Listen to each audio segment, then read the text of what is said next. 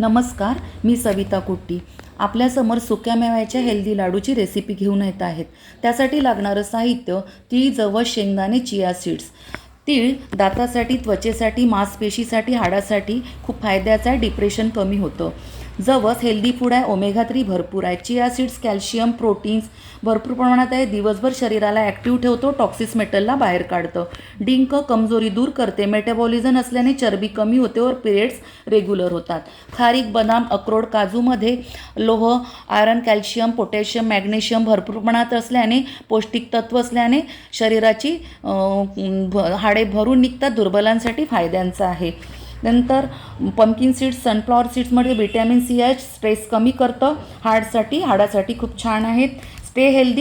मेंबर्सला द्या आणि तुम्ही सुद्धा सकाळी खाल. अगदी दिवसभर एनर्जी, तंदुरुस्त, ॲक्टिव्ह, खूप मस्त वाटते आणि तुम्ही कधीच बिमार पडणार नाही. खूप चांगलं राहील. तर नक्कीच करून बघाल ना लाडू.